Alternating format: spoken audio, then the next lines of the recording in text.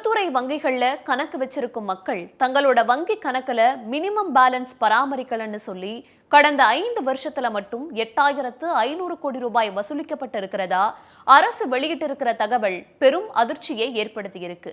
மக்களவையில எழுப்பப்பட்ட கேள்விக்கு பதிலளிச்ச மத்திய இணையமைச்சர் பங்கஜ் சௌத்ரி இந்த தகவலை தெரிவிச்சிருக்காரு.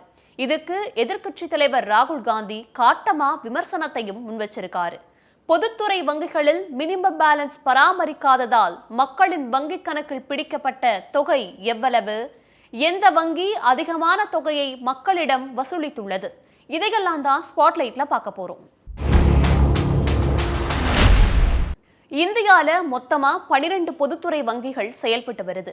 இந்த வங்கிகள்ல கடந்த 5 ஆண்டுகள்ல மக்கள் தங்களோட வங்கி கணக்குல மினிமம் பேலன்ஸ் சரியா பராமரிக்கலன்னு சொல்லி வசூலிக்கப்பட்ட தொகையோட கணக்க மத்திய இணையமைச்சர் பங்கஜ் சௌத்ரி தெரிவிச்சிருக்காரு.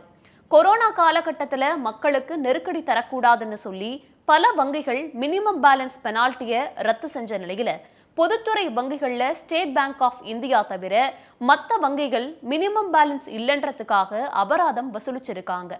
கொரோனா காலகட்டமான 2020-21 காலகட்டத்தில் பொதுத்துறை வங்கிகள்ல இருந்து மினிமம் பேலன்ஸ் இல்லைன்றதுக்காக அபராதமா 1142 கோடி ரூபாய் வசூலிக்கப்பட்டு இருக்கு.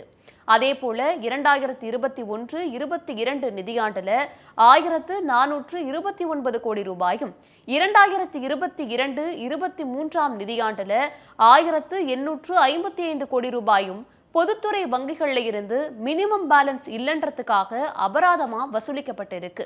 இது கடந்த நிதியாண்டை விட 25% அதிகம். 2020-21 காலகட்டத்தை ஒப்பிட்டா இப்போ வசூலிக்கப்பட்டிருக்கும் மினிமம் பேலன்ஸ் அபராதம் 2 மடங்கு அதிகரிச்சிருக்கு. 2023-24 நிதியாண்டுல அதிகபட்சமா பஞ்சாப் நேஷனல் வங்கி 633 கோடி ரூபாயும், பேங்க் ஆஃப் பரோடா 387 கோடி ரூபாயும், இந்தியன் வங்கி 369 கோடி ரூபாயும், கனரா வங்கி 284 கோடி ரூபாயும், பேங்க் ஆஃப் இந்தியா 194 கோடி ரூபாயும் மினிமம் பேலன்ஸ் இல்லைன்றதுக்காக அபராதமா வசூலிச்சிருக்காங்க. இப்படி கடந்த 5 ஆண்டுகள்ல மட்டும் மினிமம் பேலன்ஸ் இல்லைன்னு அரசு பொதுத்துறை வங்கிகள் 8500 கோடி ரூபாய் மக்கள் கிட்ட அபராதமா வசூலிச்சிருக்கு. வங்கிகள்ல மினிமம் பேலன்ஸ் பராமரிக்க முடியாத பெரும்பான்மையான மக்கள் ஏழை மற்றும் நடுத்தர வர்க்கத்தை சேர்ந்தவங்க.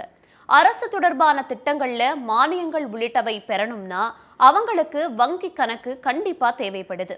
அப்படி சில காரணங்களுக்காக வங்கி கணக்கு துவங்கிய ஏழை மக்களிடம் இப்போ மினிமம் பேலன்ஸ் பராமரிக்கலன்னு சொல்லி அபராதமா 8500 கோடி ரூபாய் வசூலிச்சிருக்கிறது அதிர்ச்சியை ஏற்படுத்தும் விதமா இருக்கிறதா எதிர்க்கட்சிகள் விமர்சிக்கிறாங்க.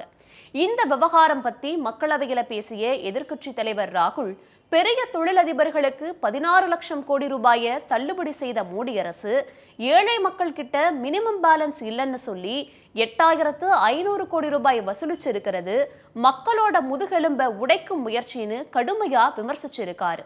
தேர்தல் சமயங்கள்ல எதிர்க்கட்சிகள் மினிமம் பேலன்ஸ் அபராதத்தை ரத்து செய்வோம்னு வாக்குறுதிகளை முன்வைக்கிற அளவுக்கு மக்களோட முக்கியமான பிரச்சனையா மாறி இருக்கு மினிமம் பேலன்ஸ் அபராதம்.